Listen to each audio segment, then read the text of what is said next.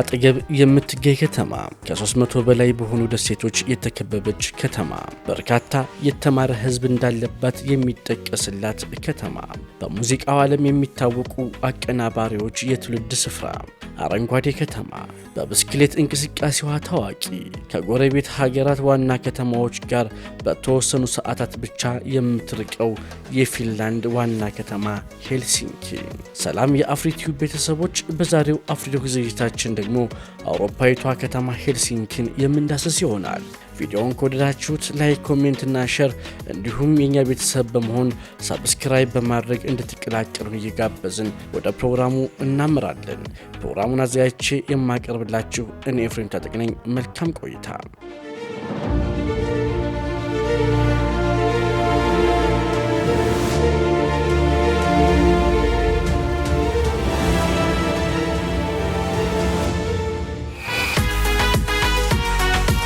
ሄልሲንኪ በፊንላንድ ባህረ ሰላጤ ዳርቻ ላይ በደቡብ ፊንላንድ የሚገኘው የኦስሚያ ክልል ዋና ከተማ በመሆንም ታገለግላለች።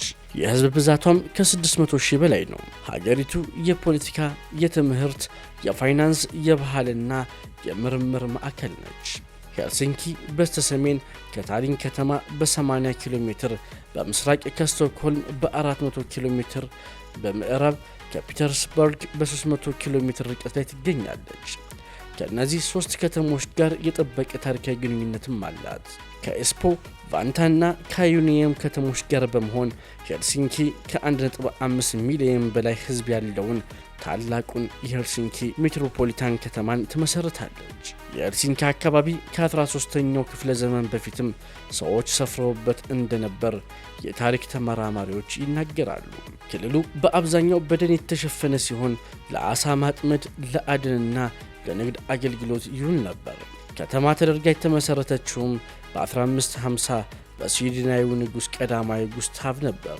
በወቅቱ ንጉሱ አካባቢውን መለስተኛ የንግድ ወደብ ለማድረግ ከውሃ አካላትና በአካባቢው ካሉ ሌሎች የንግድ ወደቦች ጋር ያላትን ቅርበት አጥንቶ ነበር የመሰረታት። ሆኖም ግን እንደታሰበው እድገት ልታመጣ አልቻለችም ነበር። ለበርካታ ዘመናትም በስዊድንና ሩሲያ በቅኝ ስትተዳደርና በተለያዩ ሰሜናዊ ጦርነቶች ስትጎዳ ቆይታ በ1809 በሩሲያ አስተዳደር ስር እንደሆነች የፊንላንድ ዋና ከተማ ተደርጋ ተመረጠች። በዚህም ወቅት ከተማዋ የቆዳ ስፋቷ ከመጨመር ባለፈ የተለያዩ መሠረታዊ ግንባታዎችም ስለተደረጉባት ቀስ በቀስ በኢኮኖሚው እያደገች መጣች።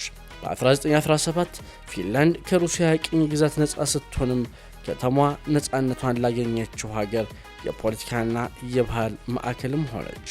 በአሁኑ ወቅትም ፊንላንድኛና ስዊድንኛ ቋንቋዎች በከተማዋ በሰፊው ሲነገርባት ሁለቱም የሥራ ቋንቋዎቿም ናቸው።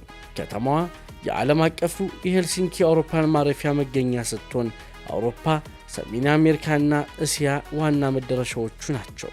ሄልሲንኪ የ2012ቱ የዓለም ዲዛይን ካፒታል፣ የ1952ቱ የበጋ ኦሎምፒክ መድረክና የ2007ቱ የ52ኛው የዩሮቪዥን ዘፈን ውድድር አስተናጋጅም ነበረች። እንደ አውሮፓውያን አቆጣጠር በ2011 ሄልሲንኪ ለኑሮ ምቹ ከሚባሉ የዓለማችን ከተሞች መካከልም አንዷ ተደርጋለች። በኢኮኖሚስት ኢንተለጀንስ ዩኒቲ የ2016 የመኖሪያ አቅም ዳሰሳ ሄልሲንኪ ከ140 ከተሞች 9ኛ ደረጃ ላይም ተቀምጣለች። የአሜሪካው ታይምስ መጽሔትም በ2021 በዓለም ላይ ካሉት ታላላቅ ስፍራዎች መካከል አንዷ አድርጓታል። እንዲሁም በዓለም ላይ በአካባቢ ጥበቃ ፈርቀዳጅነት ትታወቃለች።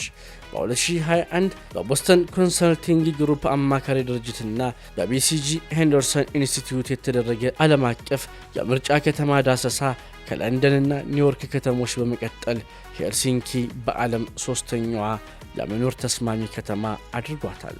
በቱሪዝሙ ዘርፍም ትልቅ ቦታ ከሚሰጣቸው የቱሪስት ከተማዎች መካከልም አንዷ ናት።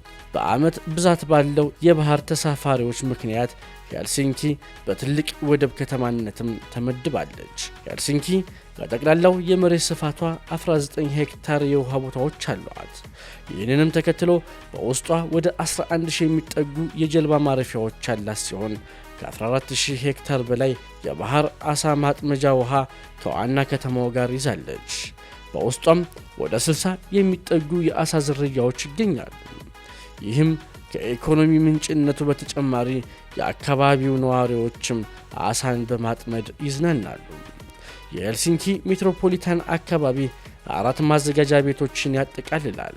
ሄልሲንኪ፣ የኢፖአ፣ ቫንታና ካዩኒየን ናቸው። አብዛኞቹ የሄልሲንኪ ሕንፃዎች የተገነቡት በ1808 ከተከሰተው የእሳት አደጋ በኋላ ነው። በ1960ዎቹና በ1970ዎቹ ከተማዋ በከፍተኛ ደረጃ ስትስፋፋ በርካታ ሕንፃዎችም ተገነቡባት።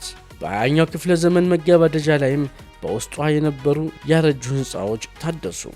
እንዲሁም በ21ኛው ክፍለ ዘመንም ሰማይ ጠቀስ ሕንፃዎች ተገነቡባት።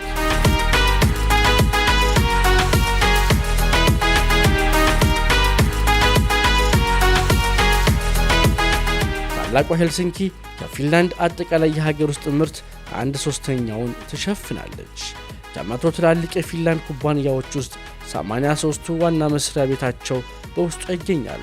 ከ200 ከፍተኛ ክፍያ ከሚከፈላቸው የፊንላንድ ሥራ አስፈጻሚዎች ውስጥ 2/3ኛው በታላቋ ሄልሲንኪ ይኖራሉ።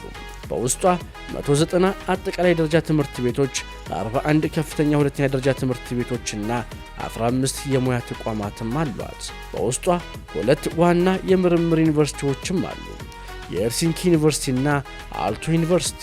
እንዲሁም ሌሎች በርካታ ከፍተኛ ደረጃ ያላቸው ተቋማትና ፖሊቴክኒክ በከፍተኛ ደረጃ ሙያዊ ትምህርት ላይ ያተኮሩ ናቸው። ደማቋ የፊንላንድ ከተማ ሄልሲንኪ በከፍተኛ የኑሮ ደረጃዋ በጠንካራ የሥራ ባህልና ጠንካራ ኢኮኖሚያዋ ብቻ ሳይሆን በሰፊው የሥራ ገበያና ለባለሙያዎች በምትሰጠው የሥራ ዕድሎችም ትታወቃለች። ከተማዋ በስትራቴጂካዊ አቀማመጥ የላቀ የቴክኖሎጂ መሠረተ ልማትና በዓለም ንግድ መስመር ላይ ባላት አስተዋጽኦ በንግድና ፈጠራ ውስጥ ቁልፍ ሚና ትጫወታለች። በውስጧ ታዋቂ ከሆኑ ኢንዱስትሪዎች መካከል አንዱ የቴክኖሎጂው ዘርፍ ነው። ፊንላንድ ለረጅም ጊዜ በቴክኖሎጂ እድገት መሪነት ዕውቅና ያገኘች ሲሆን ሄልሲንኪም በዚህ ጉዳይ ግንባር ቀደም ነች። እንደ ኖኪያ፣ ሱፐርሴል እና ሮቪዮ ኢንተርቴንመንት ያሉ ዋና ዋና ዓለም አቀፍ ኩባንያዎች በከተማው ውስጥ በመሆናቸው ለቴክኖሎጂ ባለሙያዎች በርካታ የሥራ ዕድሎችንም ፈጥረዋል። በሄልሲንኪ ያለው የስታርታፕ ዘርፍ ትኩረት የሚስብ ሲሆን በኤአይ፣ በሶፍትዌር ልማትና በቪዲዮ ጌሞች ላይ ያተኮረ ነው። በተጨማሪም ሄልሲንኪ እንደ ጉግል፣ አማዞን እና ማይክሮሶፍት ያሉ ዓለም አቀፋዊ የቴክኖሎጂ ድርጅቶች በውስጧ መገኘታቸው በሶፍትዌር ምህንድስና፣ በመረጃ ትንተና፣ በማሽን ትምህርትና በዲጂታል ግብይት ላይ ብዙ የሥራ ዕድሎችንም ከፍተዋል። ሌላኛው በውስጧ ትልቅ ቦታ የሚሰጠው ዘርፍ የጤና እንክብካቤና የሕይወት ሳይንስ ሲሆን በተለይም ከቅርብ ዓመታት ወዲህ አስደናቂ እድገትን አሳይቷል። የሄልሲንኪ የጤና አጠባበቅ ሥርዓት በብቃቱና በጥራቱ በዓለም አቀፍ ደረጃ ታዋቂ ነው። ከተማዋ በጤና አጠባበቅ ቴክኖሎጂና ፈጠራዎች ላይ የሚያተኩሩ ኢንቨስትመንቶችንም ትፈቅዳለች። ስለዚህም በውስጧ በሕክምና፣ በጤና እንክብካቤ፣ በአስተዳደርና በምርምር የሰለጠነ ባለሙያዎች ፍላጎት እየጨመረ ይገኛል። የሄልሲንኪ ዩኒቨርሲቲ ሆስፒታል ያሉ ተቋማት በውስጧ በመገኘታቸውም በሕክምናና ምርምር ዘርፍ ላይ የሚሰሩ ባለሙያዎች ይመርጧታል። ባዮቴክኖሎጂ፣ ፋርማሲውቲካል ምርምር፣ ሜዲካል ኢንጂነሪንግና የጤና እንክብካቤ አይቲን ጨምሮ በተለያዩ መስኮች የሥራ ዕድሎችም አሉባት። ሄልሲንኪ በአካባቢና ተፈጥሮ ጥበቃ በኩል ቀዳሚ ከሚባሉ ከተሞች መካከል አንዷ ናት።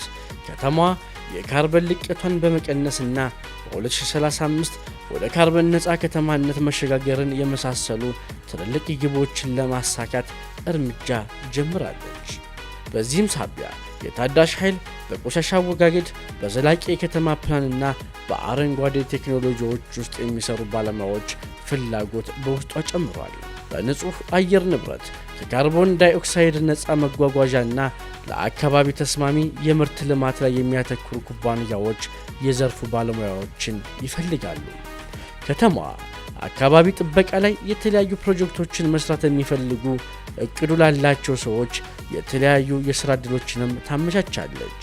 ከተማዋ ከጊዜ ወደ ጊዜ ከዓለማችን የተለያዩ ክፍሎች የሚመጡ ባለሙያዎችን እየተቀበለች ሲሆን የፊንላንድ የኢሚግሬሽን ፖሊሲዎችና የከተማዋ ከፍተኛ ጥራት ያለው ሕይወት ከዓለም ዙሪያ ላሉ የሰለጠኑ ሰራተኞች ማራኪ መዳረሻ ያደርጋታል። እንደ ሄልሲንኪ ታለንት ሀብ ያሉ የተለያዩ ተቋማት ዓለም አቀፍ ባለሙያዎች በውስጧ ከሚገኙ ቀጣሪዎች ጋር ለማገናኘት መረጃና ድጋፍ ይሰጣሉ።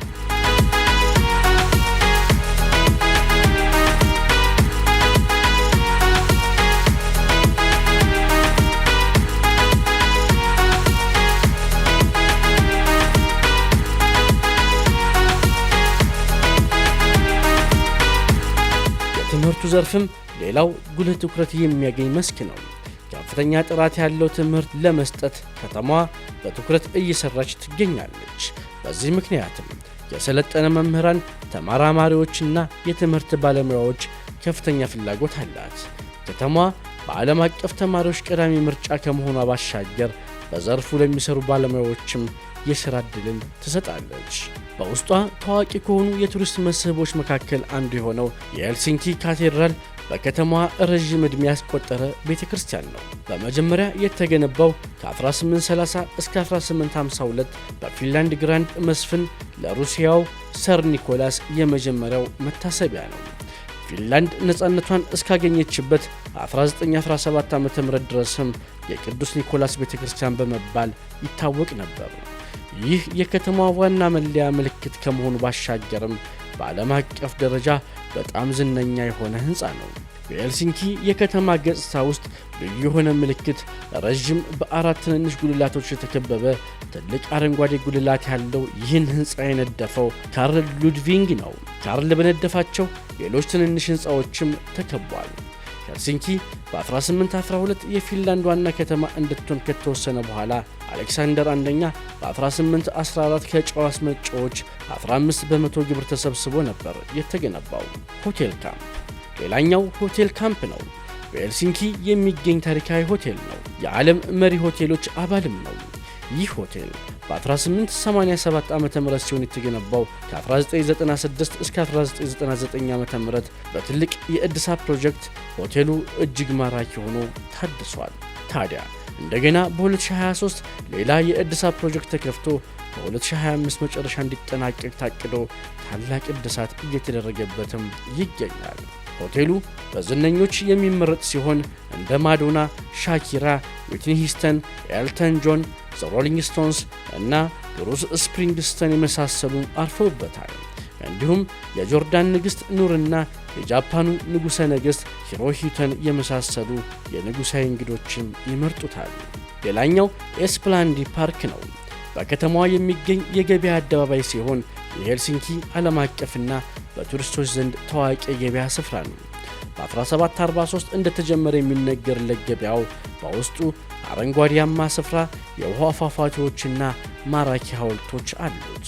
እንዲሁም በገበያው ውስጥ የሚገኙት ድንኳኖች ባህላዊ የገበያ ምግቦችን፣ የእጅ ሥራዎችንና የስጦታ ዕቃዎችን ይይዛሉ። በክረምቱ ቀዝቃዛ ቀናትም ቢሆን በእንፋሎት የሚሞቅ ቡና በምቾት የሚያገኙበት የሞቁ ድንኳኖች አሉት። በየዓመቱም የተለያዩ የሙዚቃ ድግሶችና ፌስቲቫሎች ይዘጋጁበታል። ሌላኛው ደግሞ ሄልሲንኪ መካነ አራዊት በከተማዋ ውስጥ የሚገኘው የፊንላንድ ትልቁ መካነ አራዊት ነው። የተከፈተው በ1889 የግል የእንስሳት ማቆያ ተደርጎ ቢሆንም በኋላ ላይ ለሕዝብ ክፍት ተደርጓል። ዛሬ ላይ ለትርፍ ያልተቋቋመ ድርጅትም ሆኗል። በዓለማችን ላይ ረዥም ዕድሜ ካላቸው መካነ አራዊት መካከልም ይጠቀሳል። የዓለም አቀፍ የተፈጥሮ ጥበቃ ኅብረት አባልም ነው። ውስጡ የተለያዩ ተፈጥሯዊ አካባቢዎችን እንዲመስል ተደርጎ የተሠራ ሲሆን የአፍሪካ ሳቫናን፣ የኤስያ ጫካን፣ የአርክቲክ አካባቢን እንዲሁም የአውሮፓን ጫካ ያካትታል። መካነ አራዊቱ የተጎዱ የዱር እንስሳትንም የማከምና ለልጆችም የተፈጥሮ ትምህርትን በመስጠት ይሰራል።